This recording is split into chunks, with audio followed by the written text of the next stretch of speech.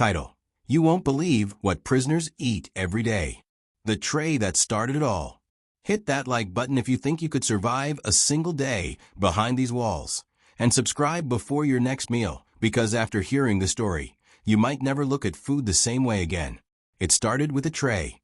A single cold, gray tray sliding through a narrow steel slot at exactly 6 a.m. inside Red Rock Correctional Facility, a place known among inmates as the Concrete Tomb. The food on it looked simple: watery oatmeal, a bruised banana, and a slice of bread that felt older than the man waiting for it. That man was Marcus Dillon, a name that once sent tremors through the East Coast drug trade. He'd run entire neighborhoods, collected debts in the millions, and made his reputation by surviving what no one else could. But in prison, he was just inmate number 44219. Mac had been behind bars for 9 years of a 40-year sentence. At first, he fought the system. He refused to eat, to obey, to blend in. He thought the walls couldn't break him. But Red Rock was built to do exactly that. Every day, the same tasteless food. Every bite, a reminder that freedom and flavor were privileges he no longer had. The oatmeal wasn't oatmeal. It was a mixture of powdered starch and water, designed not for taste, but to meet minimum nutritional requirements. The bread wasn't baked, it was thawed. The fruit, if it was fruit, came from cans dated years before his arrest. But what truly changed Mac wasn't the food itself. It was the secret that came with it. Rumors had spread among inmates about the kitchen shift. Only a few selected prisoners worked in the industrial kitchens beneath Red Rock. And they said strange things happened down there. Boxes would come in at night with no labels. Guards whispered to each other when they thought no one was listening. And every now and then, a prisoner who worked the shift disappeared, quietly transferred, or worse, gone without a trace. When Mac's friend Leon Slim Rodriguez landed a spot on the kitchen crew, he thought he'd finally scored an easy job. The next morning, his cell was empty. No word, no farewell, no body. Just his tray, still sitting by the door, untouched. That's when Mac decided to stop being a prisoner and start being a detective. He began observing patterns. The food deliveries arrived every Tuesday at 3 a.m., escorted by 2 trucks and a team of guards. The trucks weren't marked with any logos, just numbers and a faded government seal. And the guards? They weren't from Red Rock. They wore different patches, with initials no one recognized. DFS. The inmates joked that it stood for Department of Food and Secrets. But the laughter didn't last long. Within weeks, anyone who joked about it too loudly was placed in solitary confinement. Mac knew he needed proof. He started trading favors, cigarettes for intel, stamps for whispers. One guard, an older man with tired eyes, finally gave him a clue. "If you ever see a tray with a black dot under it," he said, "don't eat. That's all I'll tell you." The next morning, Mac's breakfast tray came with a faint black dot under the edge. He stared at it. His heart pounded. Someone was sending a message, or setting him up. He swapped trays with the inmate next to him, a young guy named Reggie, in for auto theft. 10 minutes later, Reggie was on the ground, convulsing. The guards rushed in, dragging him out by his arms. Mac sat frozen, his untouched oatmeal trembling in his hands. The sound of the metal door slamming behind Reggie echoed through his cell like a gunshot. That night, Mac didn't sleep. He couldn't. He replayed everything. The missing kitchen workers, the unlabeled food, the trucks, the black dot. Whatever was happening in that kitchen wasn't just about meals. It was about control. By the next morning, he made a choice. He was going to get transferred to the kitchen, no matter the cost. So when an inmate attacked a guard during lunch, Mac saw his chance. He stepped in, broke up the fight, and earned himself commendation points from the warden. It was enough to get noticed, and within a week, his name appeared on the kitchen roster. When the metal doors clanged open on his first day of the shift, the smell hit him, not of food, but of chemicals. The walls sweated heat, the machines hummed low, and the air carried a metallic tang that made his throat dry. A guard tossed him an apron and said, "Welcome to the real prison, Dillon." Mac stared at the rows of vats, the conveyor belts, and the crates stacked high with unlabeled cans. He'd gotten his wish. But as the first can was opened and the contents poured out, Mac realized this wasn't food. Not anymore, because what was inside still moved. The taste of control. The moment that lid peeled back, Marcus Dillon felt his stomach twist. What poured from the can wasn't something meant to be eaten. It was gray, thick, and almost alive. A sludge that oozed like clay, wriggling faintly under the kitchen lights before it was shoveled into a mixer. "Keep stirring," barked the head cook, a lifer named Dawson, his face scarred and his eyes as dull as the metal ladle he carried. "Don't ask questions, Dillon. The less you know, the longer you live." But Mac was never good at following rules. He'd spent years as a shot caller on the streets. He could smell a lie like smoke in the wind. Whatever they were cooking here wasn't food. It was something else. Hours passed, and the kitchen's rhythm played like a machine. Clangs, slams, metal scraping against metal. Inmates moved with robotic precision, measuring, mixing, sealing, and labeling trays. Mac noticed every detail. The guards didn't eat the food. Not once. They drank coffee, smoked, but never touched a tray. When lunch came, they'd walk outside, away from the smell. During his break, Mac cornered an older inmate named Ruiz, who'd worked the kitchen for years. "What's in that stuff?" Mac whispered. Ruiz didn't look up. "You ever notice how calm everyone gets after breakfast?" he said. "How the fights stop. How even the hardest killers start smiling like zombies." He glanced at the steaming vats. "It ain't the food that keeps this place quiet, brother. It's what's in it." That night, Mac didn't sleep again. He could hear things through the vents. Machines running long after lights out, metal rolling, liquid pumping. And somewhere, far below the prison floor, a sound like whispering voices carried through the pipes. He began noticing subtle changes around the yard, too. The inmates were compliant, too compliant. Even the most violent ones had dulled eyes, as if something had hollowed them out from the inside. They ate everything without question. The oatmeal, the meatloaf, the mystery stews. Every meal came with the same flavor, none. Then, one afternoon, Mac saw something that froze him. A rat scurried across the floor near the kitchen dumpster. It stopped, sniffed a piece of spilled slop, and took a bite. Seconds later, it dropped dead. He wasn't imagining it. The food was poisoned. He knew he couldn't expose it alone. He needed help, someone on the inside who wasn't already under control. That's when he met Officer Kincaid, a rookie correctional officer with more conscience than experience. She caught him one night lingering near the disposal chute, where food scraps were ground up and pumped somewhere deep underground. Instead of reporting him, she asked one question. "What are you looking for, Dillon?" He looked her in the eyes and said, "The truth." Kincaid hesitated, then nodded. "Then you're not crazy. I've seen the manifests. The food doesn't come from any supplier in the system. Every shipment is marked Project Harmony. Even the warden doesn't touch it. They say it's a federal program." A program. That word sat heavy in Mac's chest. "What kind of program?" he asked. Kincaid's voice dropped. "Behavioral regulation.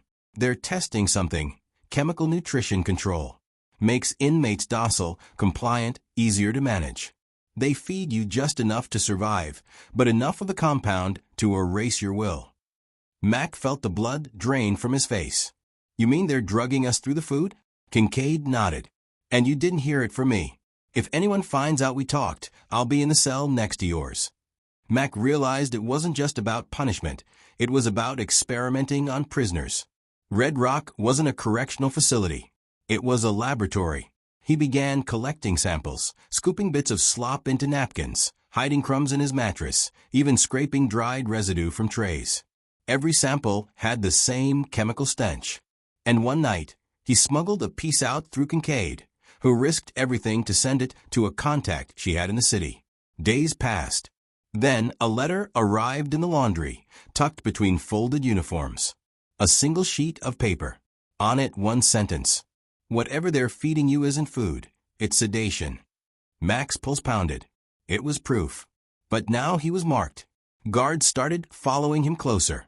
His cell was searched twice in one day. Ruiz disappeared, and Kincaid stopped showing up for his shifts. By the time the next food delivery came, Mac was done hiding. He followed the line of carts into the sub-basement, a place even most inmates didn't know existed. Down there he found it, a room filled with vats, labeled with serial numbers, humming with pumps. A large control board blinked in the corner, with words he'll never forget flashing on a cracked monitor. Harmony feed system, cycle active.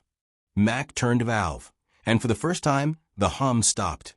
But then the alarms began. Guards flooded the hallway. The red light spun. Mac sprinted toward the maintenance door, heart hammering, a guard shouting his name. As he reached for the handle, something hit him hard across the back. He fell, gasping, the taste of blood mixing with the same metallic tang from food. The last thing he saw before blacking out was the kitchen supervisor standing over him, smiling. "Now you've seen what keeps the peace," the man said, "and you'll never leave the kitchen again." The last meal.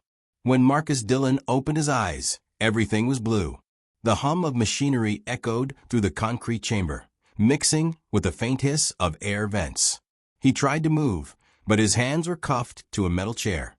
The smell hit next, that same sterile chemical tang that had haunted him since his first day in the prison kitchen. In front of him stood Warden Holt, a man whose reputation was whispered more than spoken. Cold, expressionless, the kind of man who ran the prison like a private kingdom. Holt leaned on the steel table between them, a faint smile twisting at the corner of his mouth. "You've caused quite a stir, Mr. Dillon," he said calmly.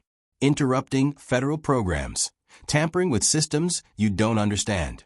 Do you know how much trouble that causes?" Mac's voice was raw. "You're poisoning people." Holt shook his head. "Not poison. Control. Red Rock houses the worst of the worst. Men who'd slit a throat for a pack of gum. The government doesn't want chaos. They want obedience. And I deliver that." He paced slowly, his polished boots echoing against the concrete. "You see, Marcus, the secret to peace isn't punishment. It's predictability. Feed them, drug them, numb them. Turn killers into cattle." Mac glared up. "You're experimenting on human beings." "Convicts," Holt corrected. "Disposable data points. And you, Dillon, you're a variable we didn't account for." He pressed a button on the console. A screen flickered to life, showing footage from the kitchen. Inmates lined up, trays sliding across the counter, every motion identical, robotic. But in the corner of the frame, Mac could see Ruiz, alive. Except something was wrong. Ruiz was standing stiffly, blank-eyed, serving food with mechanical precision. His movements were jerky, unnatural, like a puppet on invisible strings. "What did you do to him?" Mac growled. "Adjusted his dosage," Holt replied. "Now he's the perfect inmate. No violence, no will, just peace." Mac's heart thundered. Kincaid's warning echoed in his mind. They erase your will. He knew if he stayed here much longer, he'd end up just like Ruiz. Holt leaned close, his breath calm and confident. "You were a leader once. You know how hard it is to control men. But here, with a little chemical assistance, we've found the answer. Imagine it, a society without rebellion. No crime. No chaos. Just quiet." Mac spat on the floor. "You call that peace? That's slavery." The warden's smile didn't falter. "History will call it progress." Moments later, guards dragged Mac from a room and down a long corridor toward the lower kitchens, the processing floor, where the Harmony feed was stored. His legs felt weak, but his mind burned with fury. He noticed a ventilation duct along the wall, rusted, open, and just big enough for a desperate man. As the guards argued over keys, Mac kicked backward, knocking one into the other, and dove through the vent. He crawled through darkness, the air thick with steam and grease. He could hear alarms above, boots pounding metal grates. Somewhere behind him, a voice yelled, "He's in the ducts." Mac dropped into a storage room, gasping, surrounded by stacks of food crates marked with the now familiar words, "Project Harmony. Federal use only." He tore one open.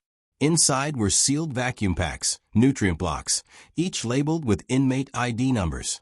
At the bottom of the box, a file folder was taped, government memos, chemical formulas, even letters marked Department of Defense. It wasn't just Red Rock. There were other prisons listed: Florence ADX, Attica, San Quentin. The program was nationwide. Suddenly, the door burst open. Officer Kincaid stood there, bruised but alive. "You were right," she said out of breath. "They tried to transfer me to a medical wing. I escaped. We have to go now." They ran through the tunnels beneath the kitchen, the walls trembling as alarms echoed overhead. Steam hissed from broken pipes. Mac clutched the folder like his life depended on it, because it did. As they neared the outer gate, the lights flickered. Holt's voice boomed over the intercom. "You can't run, Dillon. You can't fight peace." Mac stopped just long enough to shout back, "Peace built on silence isn't peace, it's fear." He slammed a switch, releasing a flood of boiling water from a ruptured main. The control room shorted out in a burst of sparks. The alarms died, and in the chaos, they slipped out into the night through a maintenance shaft, vanishing into the desert storm. Weeks later, footage appeared online, leaked documents, photos of the vats, chemical analysis reports. The story hit the news. Government-controlled food program exposed in federal prison. Officials denied everything, calling it a hoax. But Red Rock was shut down within days. As for Marcus Dillon, he disappeared. Some say he died crossing the desert. Others claim he lived somewhere off-grid, still fighting to expose what he called the quiet war against the human mind. And yet, years later, inmates from other prisons began to report the same thing: strange-tasting meals, sudden compliance, missing kitchen staff. It seemed Project Harmony didn't die at Red Rock. It simply moved somewhere else. They thought the system was fixed. But when the next shipment of food arrived, every tray smelled the same. If you think this story was intense, you're not ready for the next one. Hit subscribe. You don't want to miss what's coming next.